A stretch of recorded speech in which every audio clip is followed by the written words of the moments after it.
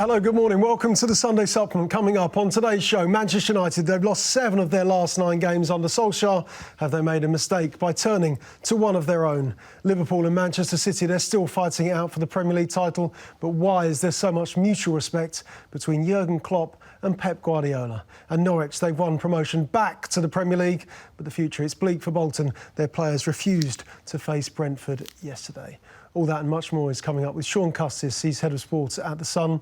Vaishali Bhardwaj is a sports writer with the Evening Standard.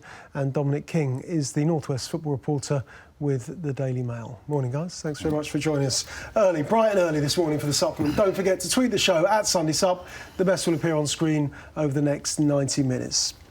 Let's have a look at the papers then. Dominated. It's a big game for Manchester United. Huge game this afternoon at Old Trafford against Chelsea. United at war, according to the back page of the Sunday Express. Solskjaer vowing to root out the troublemakers inside the United dressing room. United offloading Pogba and Lukaku in the summer transfer window, according to the Sunday Mirror this morning. Back page of the Sun, before their game against Chelsea this afternoon. Solskjaer reckons the top 4 rivals, they will all fall away at the end of the season. There's an opening for them. They need to beat Chelsea this afternoon, though. Jim Holden in the Express, his column. The Glazers must be ruthless. They've got to sack Solskjaer. This poor run of results, and already one of the first journalists to say Solskjaer is not the man for the Manchester United job. They've got to make a change. Remarkable column. We're coming straight on to that this morning. The Sunday People, Paris Saint-Germain, remarkably, they lost the French Cup final last night to Rennes on penalties. Mbappe was sent off. Rafa Benitez, Newcastle manager, will he stay, will he go? Well, if Paris Saint-Germain come calling, he will go. That's the back page of the People this morning. Neil Moxley with that story. Tottenham lost at home to West Ham yesterday, their first defeat inside their sparkly, shiny new stadium. They play Ajax on Tuesday in the Champions League semi-final. Mauricio Pochettino, though, he thinks his stars are stressed and in danger of burning out before that game. Heavy defeat, or bad defeat for them yesterday, should I say. Sunday Mirror, front page of their football section. This is a reflection on Delia Smith, that famous speech at half-time against Manchester City all those years ago, back in 2005. Let's be Avenue, but it's all good news for Norwich City. They're back in the Premier League. They beat Blackburn Rovers yesterday at Carrow Road 2-1 to confirm promotion. They could go on to win the title. Sheffield United not far behind them. Of course, we'll talk about the Championship in part 3 of today's programme. Part 1, though, dominated, Shaun, by Manchester United and this run, and of course the reflections on their defeat against Manchester City, the manner of their defeats at Old Trafford on Wednesday night. But the first question, though, have United made a mistake by turning to one of their own and appointing Solskjaer as their full-time manager? Probably. And I think if they reflect now, the board will probably say, we jumped to do the popular thing. I understand where they did it. I think a lot of us understand why they did. There was a lot of the old Man United players saying, you've got to give them the job, you've got to do it now. There were a few who suggested not. I mean, Paul Ince, I remember being particularly vocal about he shouldn't be appointed, and he got so much stick. It was unbelievable, including from former Manchester United players. It was the popular thing to do. I think Ed Woodward wanted to do something that was a bit popular with the backing of the Glazers. I understood that as well. If you remember as well, they actually appointed him after they'd lost 2 games. So they were trying to show, look, it's not just about that short-term thing. We've got a long-term plan, Ollie's the man, etc. But they wouldn't be human now if they weren't sitting back thinking, this is going terribly wrong. You say what Jim Holden said there, very, very strong. You wrote a piece during the week saying you think that the setup behind the scenes is not geared to Man United going on. And I'm not sure that the fans... Well, I said he'd been overwhelmed by the scale and the size of the job, Shaun, didn't I? And also, the four people that you talk about, Solskjaer, Phelan, Michael Carrick, Kieran McKenna, are they really the 4 guys that you would trust to have a worldly wide knowledge of the best players, best young players in the sport to join Manchester United ahead of all the other clubs that all the other obvious clubs? And when he got the job, did the fans really think Ole Gunnar Solskjaer is the man to take us to League and Champions League glory? I don't think they did, but I think they felt he was the right man to change the narrative, to take them forward from what had become very toxic under Mourinho. Although I now see some people saying, well, Mourinho did very well, you know, he got that squad to second place. But I don't remember anybody speaking out saying you've got to keep Mourinho. Nobody, not ex-players, not journalists, not anybody. Everybody recognised that the atmosphere around there was terrible, so it had to change. Whether Solskjaer was the right man is now the big debate. The one thing I would say is, who is it that everybody wants? If Solskjaer goes now, who is the right person? Is it a person with great connections to the Man United of the past, which seems to me a very dangerous road they're going down now? Everything is about connecting with United's past. Ian Herbert wrote a piece in the Mail, didn't he, during the week, saying, feeling for technical director, don't do it. That's totally the wrong thing. Because there is a belief that going back to the Fergie era is not modernising. Why don't we do something different, go out, try a different plan, don't get locked. Ollie is clearly locked in the Fergie era as well, you know, the old thing about I can't park in Fergie's parking space, all of this sort of stuff. So they do have big problems. A decaying ground which needs updating when other clubs are moving on. There is a lot of problems, and the brave call would be to say, look, it hasn't worked, thanks Ollie, you'll be an ambassador for life, but we've got to look in a different direction. Vaishali? I think it would be harsh to sack him now. I know they've lost 7 games. Brutal. It would be brutal because by appointing him, he is a fan favourite. He was a fan favourite at the time. I think what they need to do, Manchester United, I think they need to follow the footsteps of Liverpool, City, Tottenham. They need to have a long-term plan. They need to have a manager who is on the same page as the owners. Everyone needs to be kind of moving in the same direction. You know, Liverpool, when they hired Klopp, there was a long-term project there. They handed that long-term deal, you know, rehaul this squad, we'll give you the money, bring through the young players, and we'll back you even if you don't win a trophy. Now, I know he's been getting them to finals and they've been losing, but there is that long-term backing. Tottenham got the same thing as Pochettino. Now they've got a new stadium. There is this long-term plan. City have had it. I mean, I know the sort of ground success was already there, rather, because they'd won under, you know, sort of Mancini and Pellegrini. But there was that longer-term plan with City and Guardiola. And I think with United, it would be brutal to sack him now. I think he needs to be given more time. He needs to be given at least one transfer window as well. The issues have been there for a while. It's not Ole Gunnar Solskjaer's fault that this is the current state of the squad. It needs a massive rehaul, particularly in defence, central defenders, they need new fullbacks. And so I don't think you can put all the blame at his door. And I think you need to give him another transfer window, well, one transfer window, to try and bring in his own signings and to get the right characters. That's something that he talked about, didn't he? Next season, I need the right characters. I think he has been overwhelmed by the task that is there. You know, there was that natural lift when a new manager comes in, but I think quickly he's realised that some of the players who were performing when he first was that caretaker manager are no longer performing, and he needs to now look at the people he wants to be there next season going forward and the guys that he needs to offload. Dom? I feel sorry for him. They shouldn't have made his appointment permanent when they did. They should have left it till the end of the season and seen how things go. I'm amazed he never went for Pochettino. From everything we heard in December, he would be absolutely perfect for them. I know Tottenham fans won't like me saying that, but I just think he would be. He's got the personality, he's got the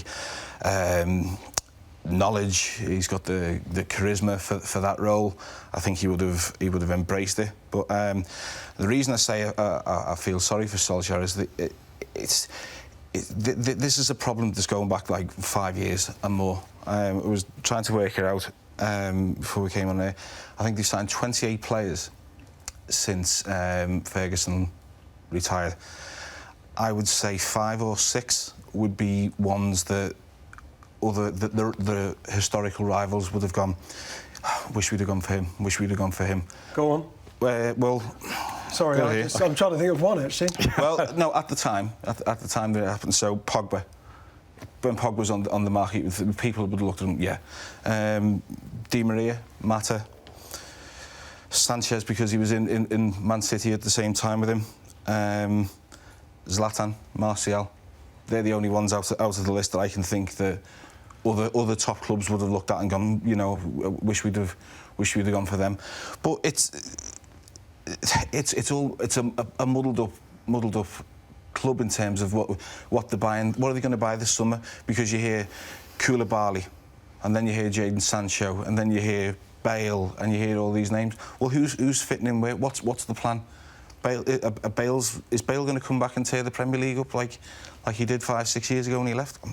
I'd be surprised. I just think they need to sort the director of football out. They need a proper plan and then go and see what happens. In one of the papers this morning saying about the fact they've got a scouting team of about 60. And that two of the scouts went to the same game, and one said sign him, and one said don't sign him. I think it's in the Star, which could be a symptom of what's going on behind the scenes. There's also talk of bringing more ex-players back to the club again. We need an overhaul. Sam Wallace wrote about Darren Fletcher in the week, didn't he? Darren Fletcher. We need an overhaul. One of the reasons, though, I think they decided to appoint Solskjaer before the end of the season was they wanted to tell the players who are there, this is our plan for next year. So it's all right saying wait till the end of the season, but as soon as the season finishes and everybody disappears off on holiday and you're wanting contract talks, you need to be telling them, the De Gea's, Pogba's, whatever, this is our manager. Now, whether it worked out or not is sort of neither here nor there, but there had to be some clarity, I think. Yeah. So how do you wait till the end of the season and then say, that's it? I think you had to do it before. I agree. I think that's probably why they decided to make that move permanent so early on. Like, I just thought they should have... I did personally think they should have waited until the summer and they'd talked to sort of the main candidates, which clearly are the likes of Mauricio Pochettino. But I think it is that issue of if they had Solskjaer in as a permanent manager, the squad now knows this is your manager for next season. And he could also talk to the club and say, actually, early on, these are my transfer targets for the summer. These are the players I want to sort of let go. I think that may have been... It was also, a move that was there to please fans as well, I think. Yeah. But I think that's probably why they got him in so early. I actually, interestingly, don't think Mauricio Pochettino would have taken the job now. I think with the new stadium lift, the sort of the positivity surrounding the club now, the fact that he will be given funds to use this summer, I actually think, given the fact that he puts himself under pressure at the club, but I don't think he's got that pressure from the likes of Daniel Levy. If you don't win a trophy, you're going to be sacked. And I think actually Pochettino is quite happy with his position now. And I still think he wants to test himself at a bigger club. Spurs are a top four, but likes of United. But I actually don't think this summer he may have decided to move. It's got to be right for Pochettino, hasn't it? He's in a position where he can choose very carefully. What were the practicalities of doing it at the end of the season, though? Seriously, right, you end the season and they go, right, let's look for a new manager. No, you've got to line it up before the end of the season.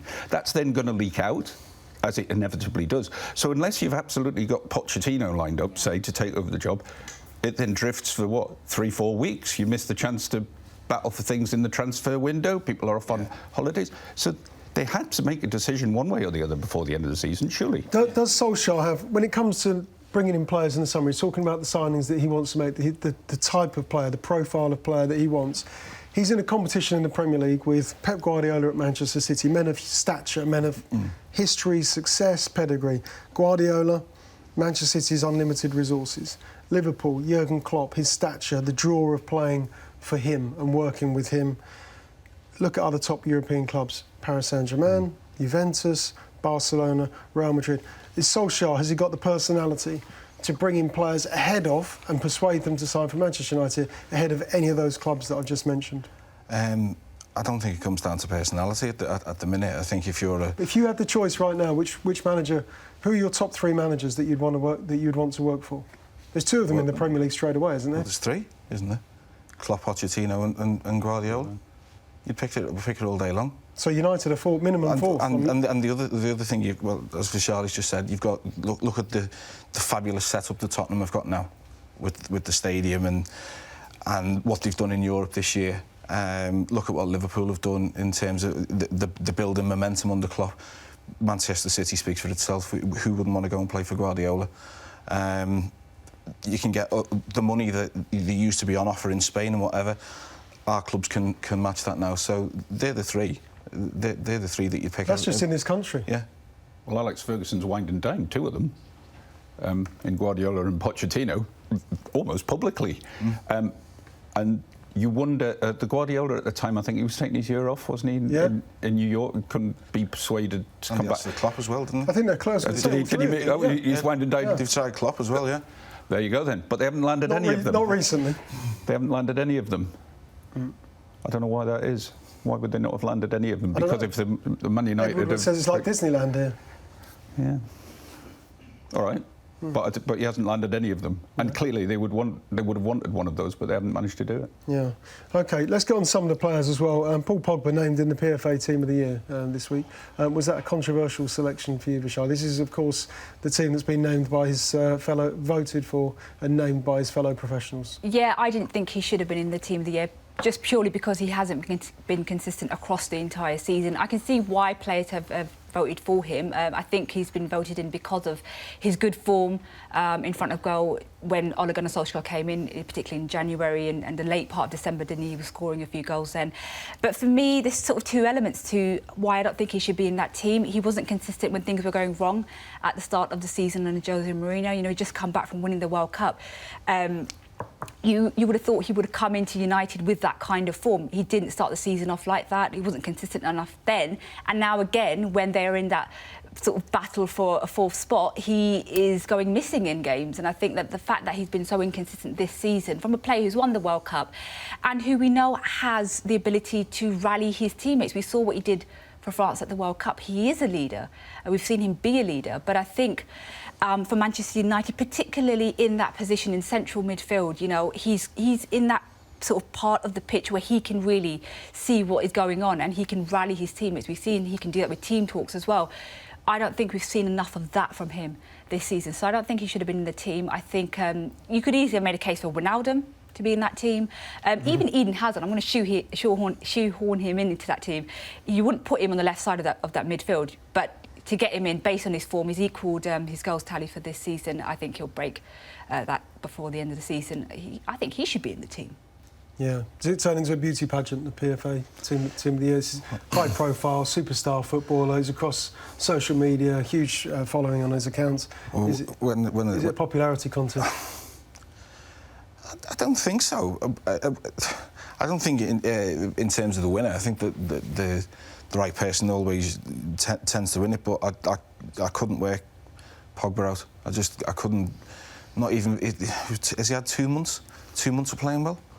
I could name 5 or 6 right now. I mean, Hazard, Wijnaldum, Sissoko. We could keep going on. Fernandinho, is he in it? But Pogba's performance on Wednesday night wasn't alone. No. Below par and substandard. What did it tell you about the gap between these two teams, Manchester City and Manchester United, Shaun? Well, there seems to be I'm sorry, but there seems to be a different motivation at Man City, and that's understandable in some ways, because they come for the title, they're full of confidence in that. Man United feels very disjointed. Pogba, look, a lot of people often try out his stats, which are actually quite good at times for passing, for goal scoring. Yes, there's a few penalties in there as well, but they're actually at times not bad, the stats. But you expect, the thing is, you expect more. That's the point. It's not just, oh, these are quite good stats. You expect him to be dragging Man United up by the bootlaces, and he isn't doing that. He's not showing what you would consider leadership on the field. I think Solskjaer referred during the week, didn't he, that the leaders of today aren't like the leaders of the past, a Bruce, a Pallister, a John Terry, those sort, which I understand. He says it's a different sort of environment now, but there still must be a way for figures like Pogba, a World Cup winner, to be able to get that dressing room together and say, this is not good enough. But when you're looking at him thinking, well, actually, if you're a player there, he doesn't really want to be here because he really wants to go to Real Madrid. And there's been enough noises by him and by Real Madrid to suggest that is definitely correct. How are you going to, I don't know, lay down your life for this leader when you know he doesn't want to be there? How does the modern-day dressing room differ from the dressing room that Roy Keane was talking about and the way that he articulated his views and feelings towards Manchester United's players on Wednesday night and the Manchester United dressing room right now?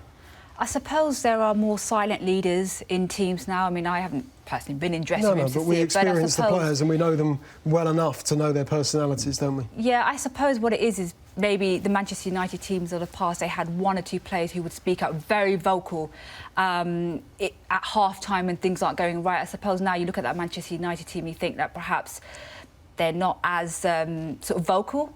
There's not sort of those 1 or 2 sort of members of the squad who everyone will look to when things aren't going right, and they will be the ones standing there in the middle, like we saw Pogba do at the World Cup. you know, in the middle, giving that team talk. I suppose that's where it differs. Yeah, need a bit more of that. OK, guys, we're going to talk Liverpool next up. Were you there on Friday night? I was there. Of course you were there. Liverpool beating Huddersfield 5-0 against Huddersfield on Friday night. They're back on top of the table. More on Liverpool and Manchester City. It's coming next.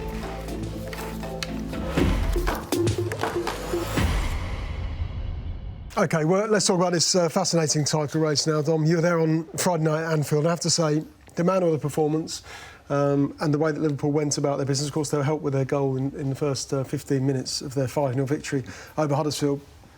But I don't know whether it's just me, but that was the first time that I thought, OK, 36 games in, these two huge rivals, sporting gladiators, whoever wins now, it will clearly be respected, but also whoever finishes runners-up deserve to be commended as well, because whichever team it happens to be has made an incredible fight of it. Well, it would be nice to think whoever does win, the first thing that they'd say is, you know, full respect to the team that's come second, because I've never seen this. I don't think any of us have ever seen a season like this, for the consistency, for the quality of football.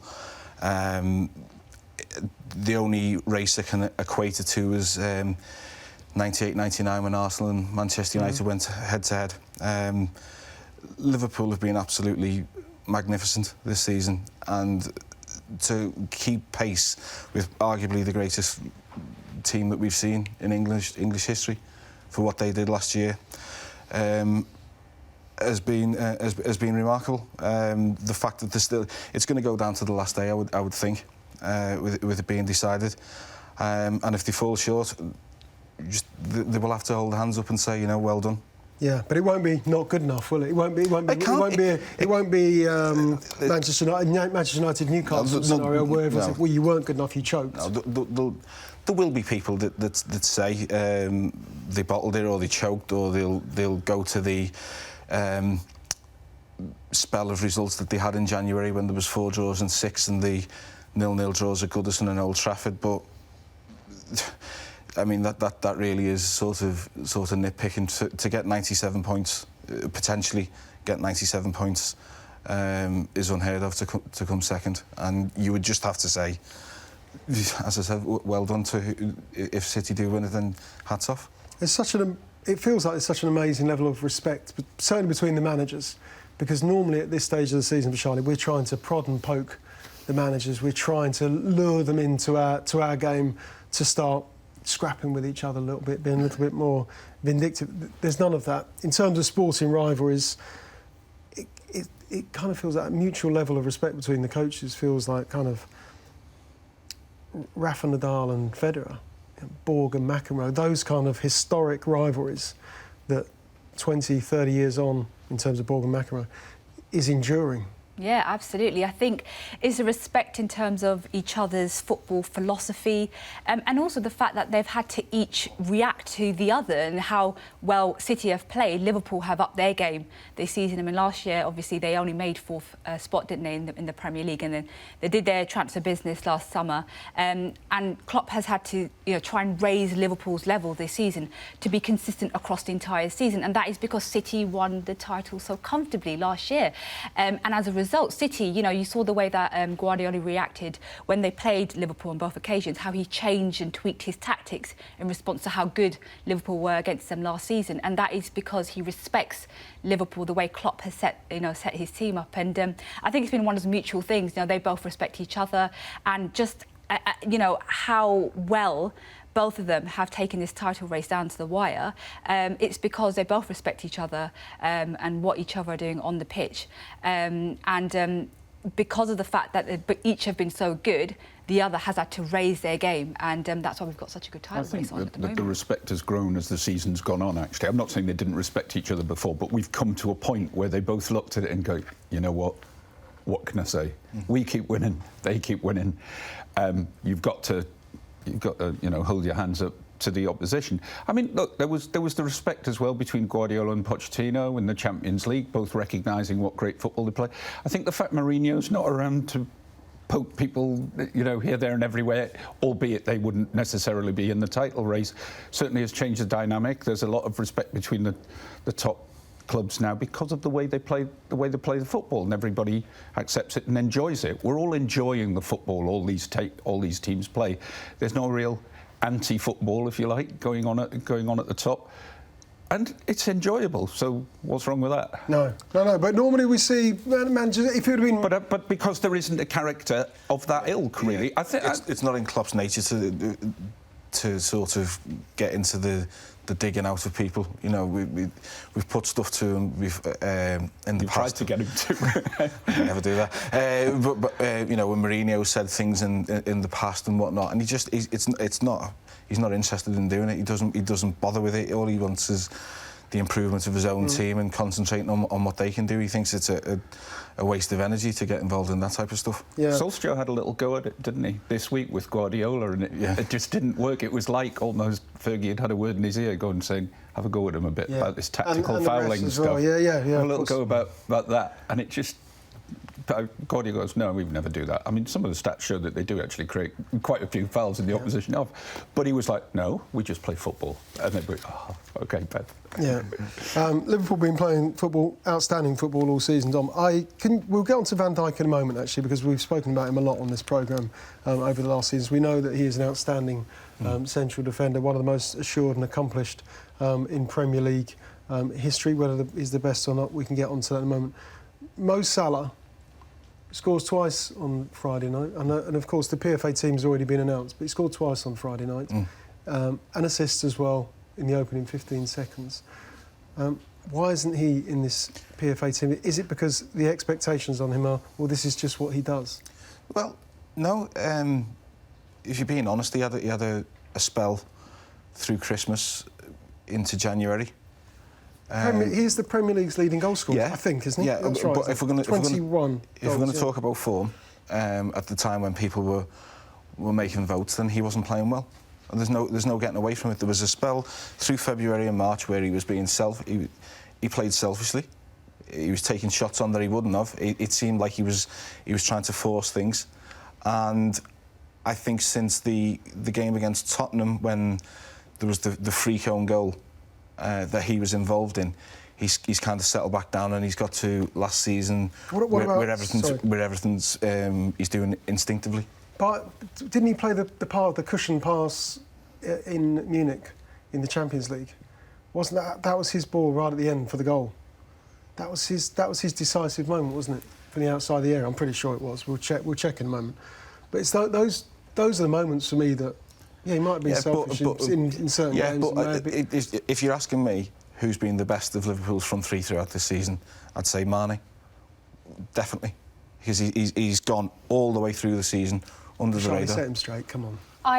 This guy's mercurial on the ball. He's their talismanic figure. Do you not want to listen to me? Of course I do. I just want an opposing opinion. Someone who carries more weight than me, Vaishali. You can't disagree with Mane being in that team. He scored 20 Premier League goals, and he has been consistent, particularly when Mohamed Salah wasn't scoring. But I think Mohamed Salah has been a victim of his own success because he did so well last season, and then he had that sort of drought, that period when he wasn't scoring. I think everyone looked at him and thought, well, you're not sort of reaching the heights that you reached last season, which is a bit unfortunate for Mohamed Salah himself, because he did so well, he excelled so much last season, and I think that's why he hasn't been put in that team over Mane. But Mane has been consistent, so you can't say, I mean, just one goal behind Salah as well in that sort of golden boot race, so you can't really say he shouldn't be in the team. But there are so many players who've been in such fine form for other clubs as well. Sterling, you can't take Sterling out of that side either. You can only pick 11, and the Pogba decision apart, because I'd love to have got Hazard. I would have wanted see Hazard in that 11. Who are you arguing about? We went through years where Aguero never got any recognition whatsoever, despite because people say, oh yeah, well he always gets 20 goals or whatever. Well, hang on a sec, give him a bit more credit, and he didn't get it. He's starting to get it a bit now, but he didn't used to. There was almost a campaign to get Aguero in, wasn't there, around that period of kind of... Rightly so, actually. Yeah. In my view. Yeah. But I mean, Salah, I think, can possibly feel a little bit hard because he keeps making the point, doesn't he? Look, I'm scoring as many... Did he say I'm scoring as many as I have last season? Yeah, he said it was after the game at Southampton when he scored. I mean, to be fair to him, in the last 6 weeks, he's come up with some unbelievable moments, and I wouldn't think he's finished just yet either. Dom, just covering Liverpool, I really do need to get onto Van Dijk, but just covering Liverpool this season, how would it compare to the Rodgers season 2014 and the near miss of that season? How are there parallels? No. 2014 came out of the blue, and even in the March of that season, they were talking about finishing in the top 4. They went to Old Trafford in the middle of March, and it was they'll get back into the Champions League. That was the kind of thing. And when they beat Manchester United, that was when they really went for it. And there was a big win at Norwich, wasn't there, with Sterling? Norwich was the week after they'd beaten Manchester City, and they didn't play well that day. I think me and you were there that day. They scored a lot of goals though, didn't they? Yeah, it was 3. I think Suarez. Oh, there was the Norwich game at home that they beat them 5-0. That was earlier on, but that was the emotion around the emotion and the intensity of it all. I think it became a little bit too much towards the end, and it was interesting reading the interviews that Luis Suarez did in our paper in The Guardian yesterday, and he referenced that. He said it was basically, this is a once in a lifetime chance for us. We were young. It was Stephen's last big go at it, and there was just so much riding on it. This one has been a gradual build, and you can see this isn't going to be the last time they're going to challenge for the title, because they've been to a Champions League final, they've been to a Europa League final, and it's now sort of on a really solid foundation. So how have they bridged that gap? Because Solskjaer this morning's in the paper says, well, you can't get 20 points overnight. You can't make up a 20-point difference overnight. But Liverpool have done that. Yeah. Was it 28? Was it 28 last season? It was 25. 25, I think. Yeah, it was. Yeah. He keeps testing you, doesn't he? Sorry, no. I've done my homework this week. No, but was it Norwich away? Was it Norwich home? Was it Suarez who scored? Sturridge who scored? Klopp actually has a view of last season. When City beat them 5-0. Yeah. In the 4th game, they were losing 1-0 when Mane was sent off, and he thinks that game. I'm not saying that he thinks they would have won the league. I'm absolutely not saying that. But he thinks they would have been an awful lot closer than they would have done last season, because that defeat set them back about 5 or 6 weeks. Right, OK. Let's talk about Van Dijk. You're right, 25 points. We've got a producer who's on the ball. Shame I'm not. Let's talk about Van Dijk and his progress, his assurance at the centre of Liverpool's defence. We've talked about Premier League greats in the past, but is he really up there with my own personal favourite, Ledley King, John Terry, Sol Campbell? Is he as good and as accomplished as those players, if not better? I think he's up there. I know he's only been at Liverpool for a short while now, but I think you can see just how important he is. In terms of his own individual performances, I mean, the way that he didn't have to make a tackle and he put off Musa Sissoko from taking that shot on target says it all, really. The way that there's all this talk before Chelsea played Liverpool and Maurizio Sarri was saying, oh, you know, no player's dribbled past Van Dijk to score a goal. Well, Eden Hazard, he can do it. And then in the end, Eden Hazard was contained quite comfortably. The fact that he's also a leader on the pitch, it's not just about him being the best central defender in the Premier League. It's about the fact that whoever plays next to him, alongside him, Dejan Lovren, Joel Matip, Joe Gomez, they seem to feel more comfortable and at ease. So he therefore improves everyone around him. He has such a good communication with Alisson as well. And he single-handedly almost improved his Liverpool side to the point where they've been so good defensively this season. And you think, if you took him out of that team, would they really realistically be challenging for the Premier League title? I'm not so sure they would, because that is how big of an impact he's made at the club in his short time there. So I think if he continues on this trajectory and he continues putting in these kinds of performances, he doesn't get any serious injury as well. That's always a worry, isn't it? Then I think he will end his career. He had a little injury at Southampton, didn't he? He'll end his career, you know, one of the best central defenders the Premier League has ever seen, I think. He's the best Liverpool defender I've seen. Best I was. Hansen. Well, I mean, I took Lawrenson and Hansen for granted when you're growing up, because they were always there. But to appreciate him, he is absolutely faultless. I can name the two. Better than Hippier, better than Hansen. Yeah, but he's got the all-round game. It's a rare centre half who has everything. It's magnificent. Everything. So plays the ball on the deck, great in the air. Hansen wasn't greater than the opposition half, was he? But a great ball player at the back. But Van Dijk does it all. Doesn't go to ground necessarily for the tackle, still wins the ball, plays it out of defence, score at the other end. That's... I don't think you've come across centre-half like that. He did. There was at Cardiff last week. He did something with... He actually psyched Oumar Niasse out of it. Now, what you think about Oumar Niasse, one thing or another, it was amazing to watch him. Niasse had the ball, and Van Dijk just like sort of looked at him while Niasse was trying to have the ball, and he was just like looking at him, going, "What are you going to do?" And then the second ball was gone off he went. Shows how alert I was, because I was at the game and I didn't see that. Well, you know, I'm not saying anything. Got it eyes down the laptop at the time. I'm still saying Hansen. Hansen was my hero as a young emerging central defender. Didn't quite make the grade though, did I, unfortunately? OK, next up, we're going to talk about matters in the Championship. Norwich promoted back to the Premier League. Sheffield United about to join them. But what on earth is going on at Bolton? More on them coming next.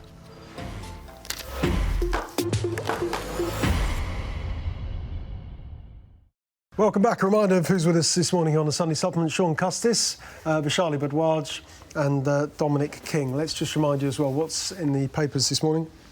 Dominated by Manchester United. They play Chelsea this afternoon at Old Trafford. It's a huge game. United at war. That's the back of the Express this morning. Solskjaer vowing to weed out the troublemakers. They will be sold. Going. That's the back of the Sunday Mirror. United to offload Pogba and Lukaku in the sum of £200 million they want. But will Solskjaer even be the manager? Jim Holden says that the Glazers should be ruthless. 7 defeats in 9. They should sack Solskjaer and look elsewhere. Brutal stuff. Brutal stuff from Solskjaer in the dressing room on Wednesday night after defeat against Man City. He says that Chelsea will bottle it. Manchester United can still finish fourth to play Champions League football next season. We'll talk about this story later as well in part 5. Paris Saint-Germain lost the French Cup final last night. They were beaten, of course, by Manchester United in the Champions League. They're tapping up Rafa Benitez. They want him as their next manager. That's Neil Moxley's story on the back of the People this morning.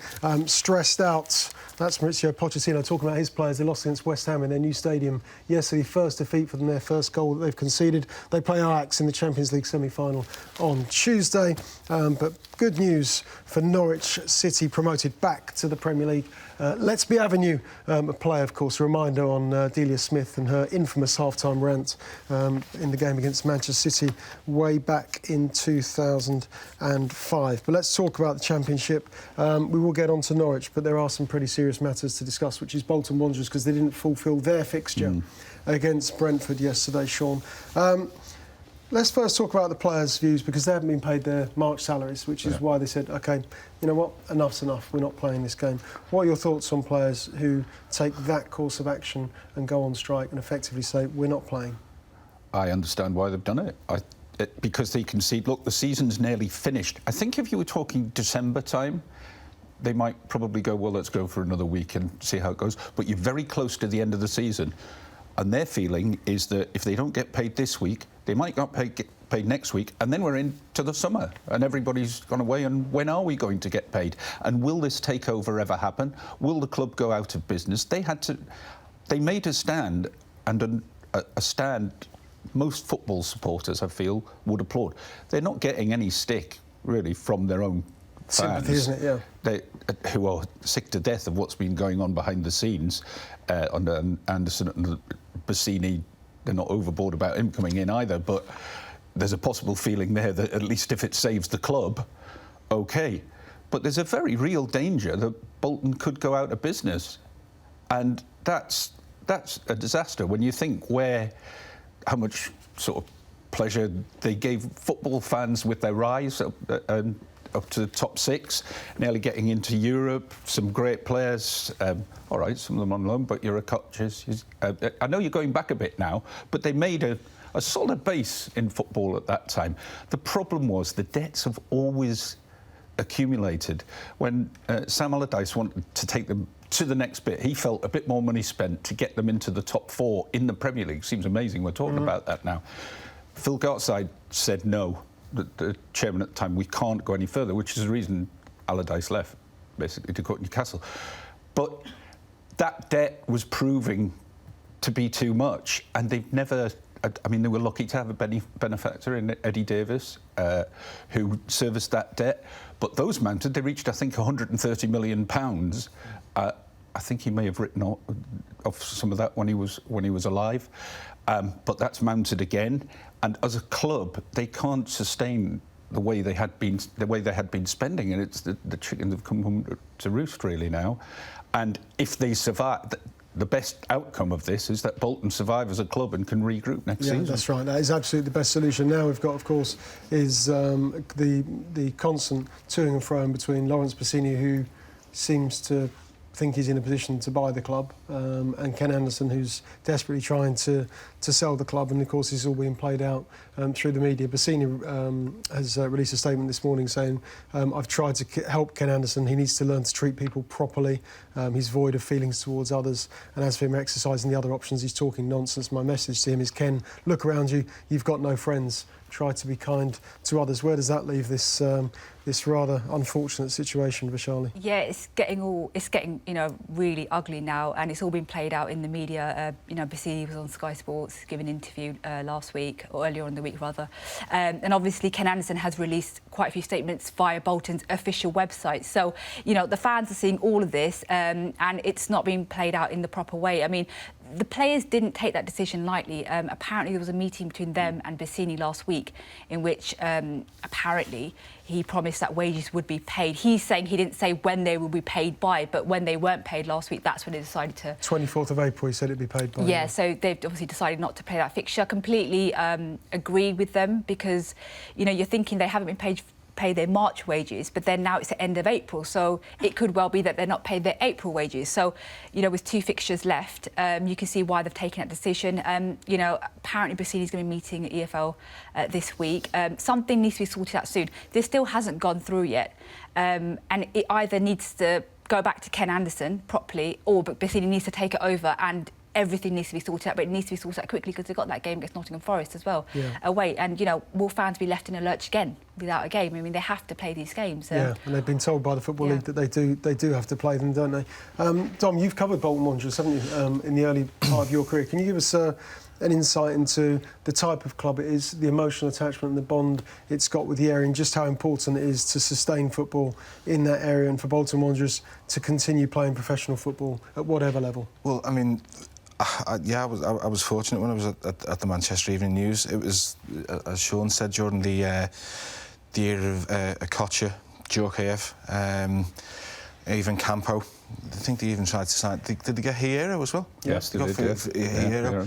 They reached the League Cup final, lost to Middlesbrough. A couple of years later, they played Bayern Munich, got a 2-2 draw. They're just one of England's great traditional clubs, aren't they? A name that you've known. The fans took huge pride in seeing the rise.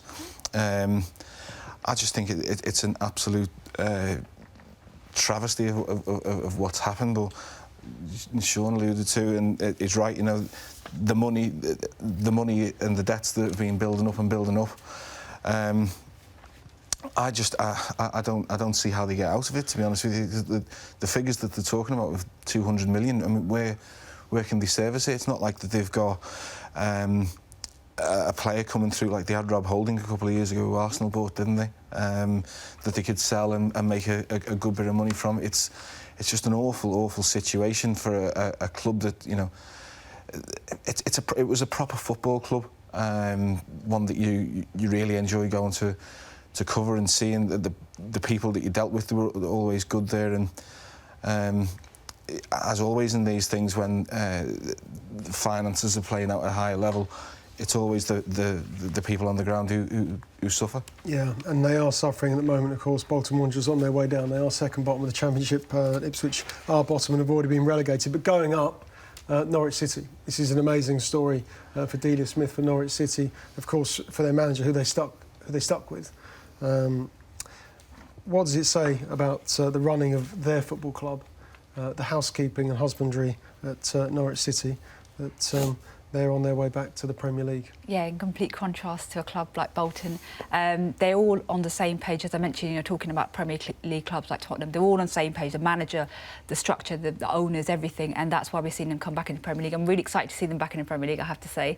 And yeah, I think they'll play good football next season, and I'm quite looking forward to seeing what they can do.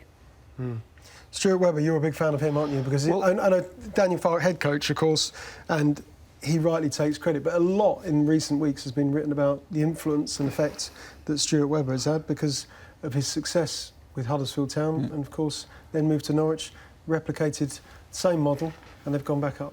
I don't know him. No. There's a deputy editor of our paper who's a big Norwich fan, talks really well of him. That he's sort of adored now, basically, in Norwich, responsible for bringing Farke in. And I think his name is coming to the fore as well because you contrast it with what's going on at Man United. And I know it's a much smaller thing, but saying this is an example of somebody who really makes it work behind the scenes in the way that, say, Van der Sar on a bigger scale has been making it work at Ajax. And people are looking at these type of people behind the scenes and saying, why can't a Man United replicate this and do the sort of job that he is doing?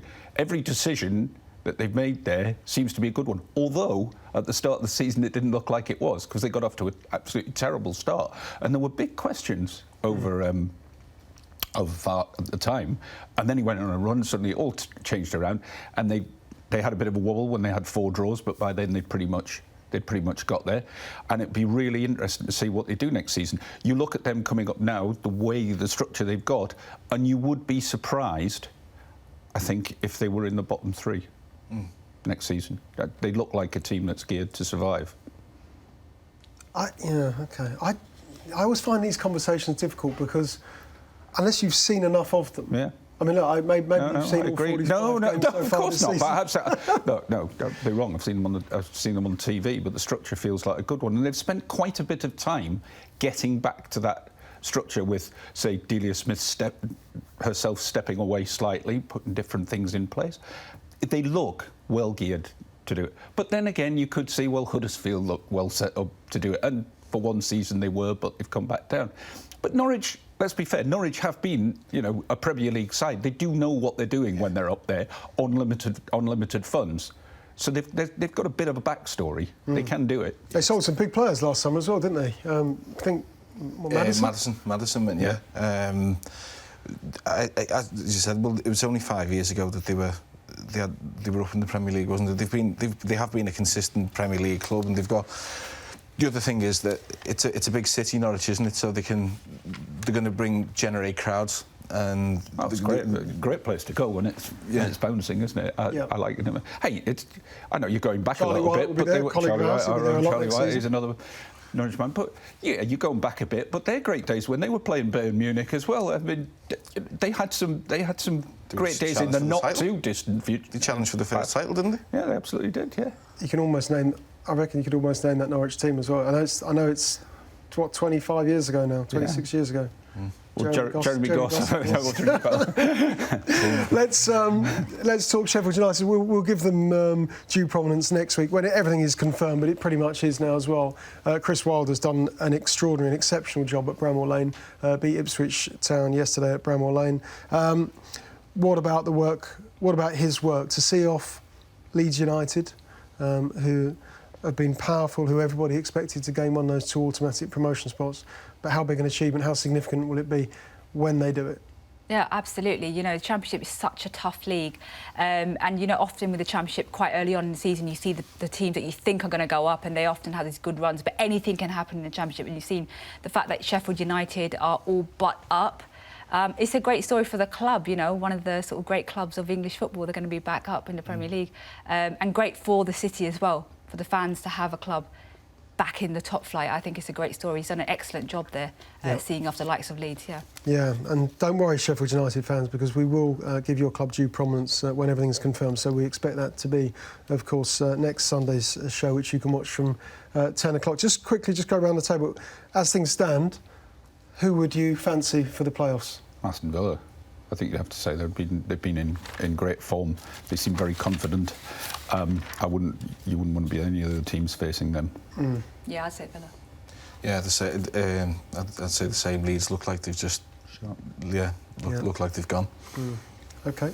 West Brom, welcome back to the Premier League. You'll do it. OK, next up, it's that one-match stadium ban for Montenegro after the racist chants during their game against England. And more of that coming next.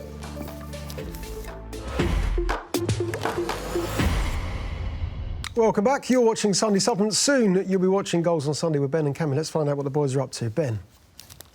Morning, Neil. Morning, everybody. Morning. Right, Cammy, what we got lined up today? We've got loads lined up. We've got a great guest in Teddy Sheringham, especially apt because we'll be talking Ole Gunnar Solskjaer. Yeah, exactly what's going on at Manchester United. Of course, looking back at yesterday's action as well, we've got Southampton staying up, small matter of West Ham winning. Oh, here we go. At Spurs' new stadium, the first team to do that. It's great, but let's talk about Norwich getting to the Premier League and Sheffield United, who are not quite there yet, but Leeds would have to score loads and loads and loads and loads of goals to topple them. So we've got loads to talk about, and we'll be live at about 10 o'clock. See you then. Yeah, I look forward to hearing from Teddy Sheringham a little bit later on with the boys. Goals on Sunday follows us here on the Sunday Supplement. OK, let's get down to some pretty serious stuff. This is Montenegro, England. The racist chants directed at England's players. The punishment announced this week, 1 game behind closed doors. That's Montenegro against Kosovo.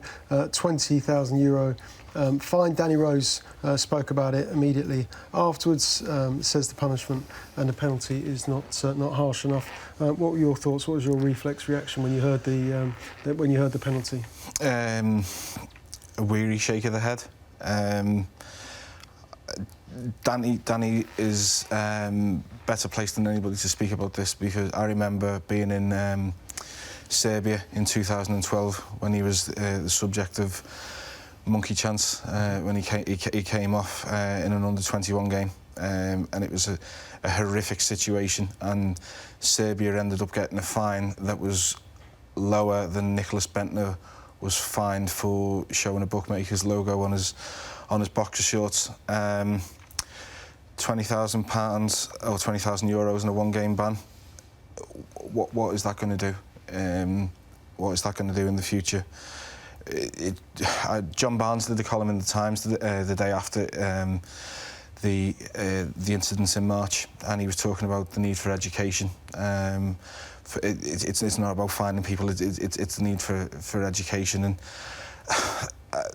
something like this is not going to. Well, there will be another incident like this in Eastern Europe. I'm sorry to say, it's a horrible thing to say, but that is the culture in that part of the world. And until there's education and something to just eradicate this, because I find it such a sad and horrible thing that it's becoming. It's almost like every week there's something. Every week there's something emerging, and it's just such a dispiriting thing to think in the day and age that we live now, that it's still all over Europe, and it's, let's be honest, it's still happening in our own country as well. But it happens in our own country. Yet I don't think there's ever been a game played behind closed doors because of a racist incident in this country, has there? I don't think ever. I don't think there has. And I think some of the foreign football authorities look at us and see us highlighting lots of racist incidents around the world, but some in this country, and say, well, what happens in your country when you have one? Does a ground get closed down? Does anybody get fined? I don't think they do. Raheem Sterling, the piece that he did in the Times earlier this week, I think he called for clubs to be given a 9-point penalty deduction, and stringent things as shutting grounds down, because then I think if something like that happens once, I would think that there would be a lot more self-policing. How do you do that, though? A 9-point penalty. Can you imagine the legal implications in the league if that was imposed? On what grounds is it? How many people? I accept one person too many, But I can see so many legal difficulties with something like that. You close a ground for a game, you play behind closed doors, people say, yeah, fair enough. When you start deducting points, I think it gets very, very difficult. I think it gets into real legal difficulties. I think there's three elements to sort of tackling such a big issue like racism. Yes, it is a society problem, that's the issue, that's the real issue. But when it comes up in football, the first is obviously raising awareness. When things like this happen, we as a media have a responsibility to report on it. You know, the PFA thing that they did last week where they told footballers to stay off social media, you know, it wasn't a form of actually tackling racism, but it was raising awareness. That's the first element. The second element is education. That is the crux of it.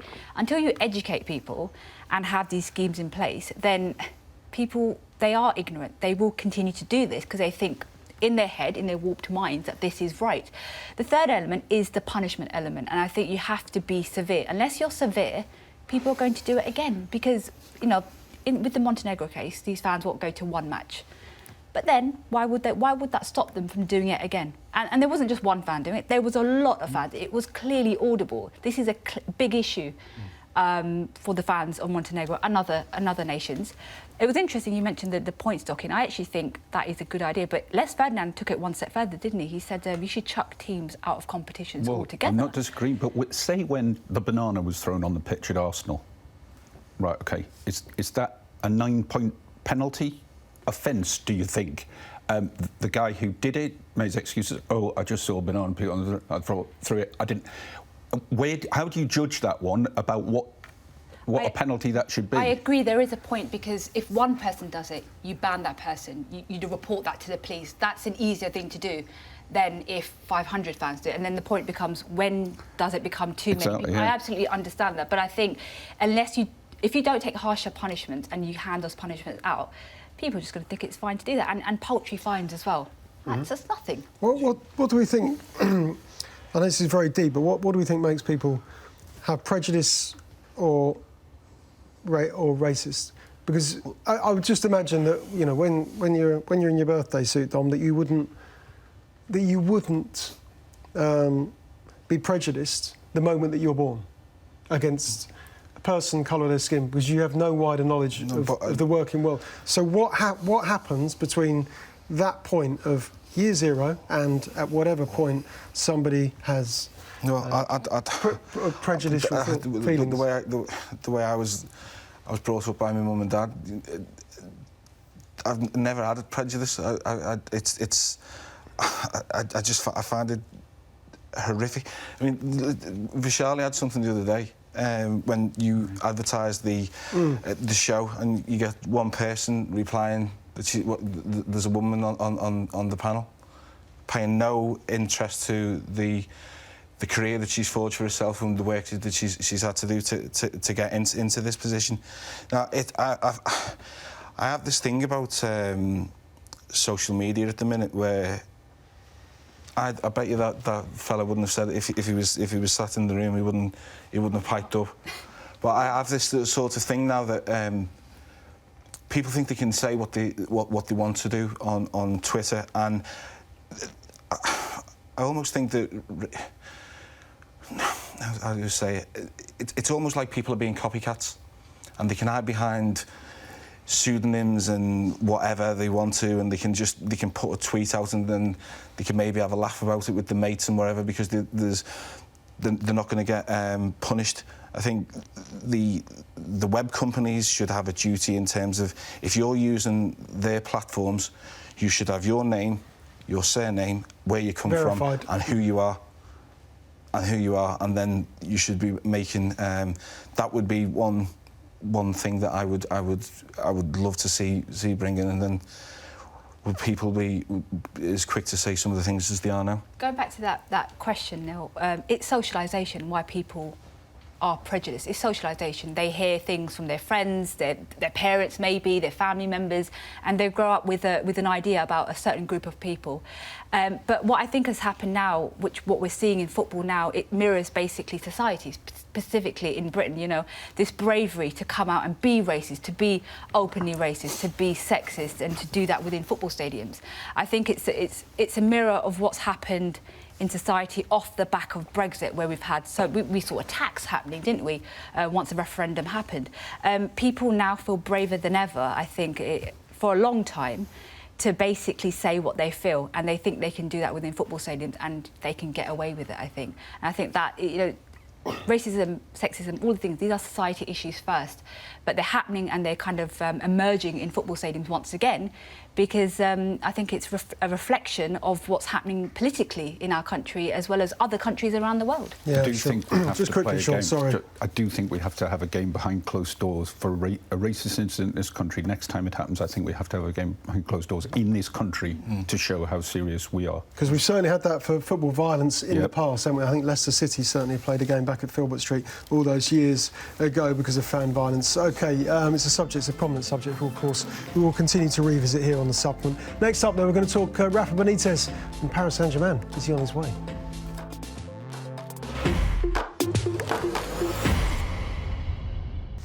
Fascinated by this story on the back page of the Sunday People this morning. Neil Moxley with it. He says that Rafa Benitez has been lined up by Paris Saint-Germain and Marseille. For those lovers of French football, of course, Paris Saint-Germain lost the Coupe de France last night, the French Cup, beaten by Rennes, penalty shootout. Shaun, Kylian Mbappe sent off during that game. If Paris Saint-Germain want Rafa Benitez, who's out of contract, of course, at Newcastle United at the end of the season, is it a straightforward decision? Yeah, I think it will be for him. I mean, he's fought enough battles with the owners. Interestingly, just in the last week, they've given briefings to the media that there'll be something like £110 million to spend over the next 2 years. Probably spend it on 5 or 6 players, so you're not going to go out and go £60 million players and stuff like that.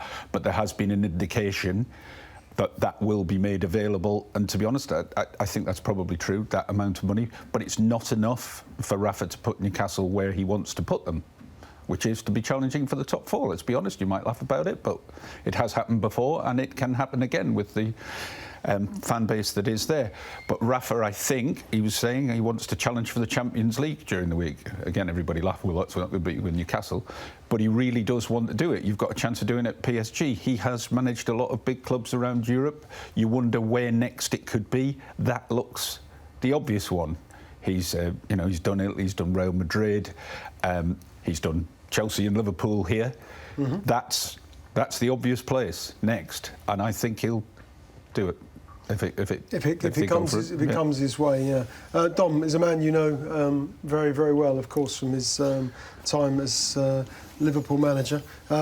He's collecting all these big clubs, isn't he? He's done. Shaun's just mentioned some of them. Is Paris Saint-Germain? Does he still retain that kind of ambition to manage at the very, very highest level, competing for the top trophies again? Oh yeah, I mean he's a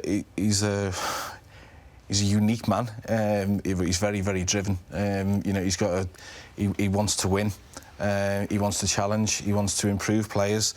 He wants to be in the mix for titles. I think he's done a brilliant job with Newcastle. Really do. I've seen them 3 times before Christmas, and I know it was in the period when they were not far from the relegation zone, but they were never going to get relegated under Rafa. Not a chance. When they beat Man City, that was the big one. Yeah, I thought before that, though. I mean, when he gets his team into a rhythm in the organisation, they're so hard to beat. He hasn't got the CV that he's got by fluke. He's a brilliant football manager. And I could see him in PSG, no problem at all. Will you be there on Saturday night? Newcastle, Liverpool, isn't it? I think so, yeah. Yeah. It was interesting being at Brighton yesterday. It's very unusual not to be stressed to the eyeballs when you're watching Newcastle, and it's actually safety before the end of the season. The Newcastle fans giving him all the love in the world, and Rafa's like, yeah, I know. You know, he is loving that, and you can tell he would love to deliver something big for Newcastle United, but it just seems so far. Was there the pregnant pause before he gave it the? A little bit, a little bit. They love that one, don't they? Yeah. Oh. But look, there is a definite great mutual respect there, and he would love to deliver it for Newcastle, but I just can't see it's going to happen. Yeah, fascinating story, that one. Neil Moxley says Marseille and Paris Saint-Germain both want Rafa Benitez, an escape route from St James's Park. Let's talk Tottenham now, because they've got a huge game, of course, on Tuesday night. First leg of the Champions League semi-final against Ajax. Pochettino talking yesterday about his players, urging them to be strong, but says they're tired, they're weary, it's been a long season, they haven't had the break going into this game that they would have wanted. And of course, when we compare that with Ajax, Vaishali, they've been given the weekend off to prepare for this game. Yeah, it's going to be a tough one to Spurs. They looked tired against West Ham. You look at the defending for Antonio's goal. They just looked physically drained. Even against Brighton, that was a narrow win, and only because of Christian Eriksen's long-range goal. I think they gave so much in those 3 fixtures against City. Pochettino talked about it before that game. He said we can't match them for talent, squad depth, but we can match them for effort. And they gave so much in those 3 games, given the fact that they don't have that sort of depth in their squad because they haven't signed anyone for 2 transfer windows. They are now beginning to feel the effects of injuries as well. They've got quite a few players out injured. And the fact that they don't have that squad depth. Of course, Son won't be playing against Ajax. That's going to be a huge miss for Spurs. But the good news for Spurs is that Christian Eriksen looks to be in that kind of form that could inspire them to something big. I mean, clearly top 4 is their main ambition, but this is a huge tie for them, and it is probably Pochettino's biggest game of his career at Spurs so far. If he can oversee a win in this tie, I mean, wow, what it'd do for his career. You think top 4? Sorry, you think top 4 is more important than getting to the Champions League final? I don't think it's more important, but I think it's the key central aim for them. They have to. I mean, especially because they were sort of everyone's thinking they're going to certainly make top 3. They were certainly going to get that 3rd spot. But now it's a bit, it's a bit in doubt because it's so tight. I still think they'll make top 4, but I think that's the central aim. I think anything after that is a big bonus. Clearly, the fans are going to be wanting them to get to the final, and Pochettino will as well. But top 4 is the must. I'd be so tempted to go all in here and say, come on, let's go to the final. Whatever happens elsewhere, let's get to the final. Don't you think they looked a bit torn yesterday? The fans, the players, like, do we absolutely commit ourselves in this game to go all out, run ourselves into the ground to try and get a draw? And yet we've got this chance. You cannot not be thinking about that Champions League semi-final for a team like Tottenham, can they? And they probably are. And also, I think one thing that will help Spurs is that their top 4 rivals keep slipping up. So you're probably thinking, well, actually, Arsenal, they've got Leicester away. Their away form hasn't been great. Manchester United are playing Chelsea. They've not been great. Chelsea are a bit inconsistent. So actually, even if they don't win the final 2 games, their top 4 rivals might slip up anyway. Yeah, it's a huge week because, of course, Liverpool have got Barcelona in the other Champions League semi-final. Games are stacking up for them, and they've been able to juggle this dual season, haven't they? Champions League, having got to the final last season, of course, but they have managed to find a way to juggle these 2 big competitions. Yeah, he's been Klopp's rotated the midfield to keep things fresh, but I think now 4, potentially 5 games to go, they're just all in with. If it was against Barcelona, second leg, what would his first choice midfield be? Because it's so difficult, it's so nuanced, isn't it, now, with the form of Wijnaldum, of course, Keita's form, Henderson, the option of Milner. Who have I missed? Fabinho? Yeah, what would his first choice 3? For Tuesday night, or this Tuesday, or... When it comes down to it, when it comes down to the game they have to win, who would he play? Fabinho, Henderson, Wijnaldum. That's the strongest. That's the strongest so. 3. And if he has to hold on to keep them out, what is it then? Are you getting I would think maybe Milner comes in somewhere. Yeah. Don't know where. No, Milner did a good job last week when he came on against Cardiff. Came on, scored the penalty and celebrating. Looked very, very happy, didn't he? So we'll see what happens in those games this week. Of course, Tottenham playing Ajax on Tuesday, Barcelona and Liverpool on Wednesday night. Thanks very much. We've run out of time this morning. Thanks very much for your company this morning, Shaun, Vaishali and Dom. We'll see you very soon. OK, lots of football coming your way. Don't move. First up, it's all on Sky. Leeds against Aston Villa, that's from 11:30. Premier League action, Leicester against Arsenal from 11:30. Burnley, Man City from 2. Rangers, Aberdeen at 2:30. Manchester United, Chelsea from 4:15. Download the Sky Sports app. You can watch the in-game goals and the highlights on your mobile phone. Goals on Sunday follows us, Ben and Cammy. Teddy Sheringham in like magic. Next, Goals on Sunday. Don't forget to download the podcast from all the usual places. Catch up with the show. It's on demand. We'll see you next Sunday at 10 o'clock. See you then. Bye-bye.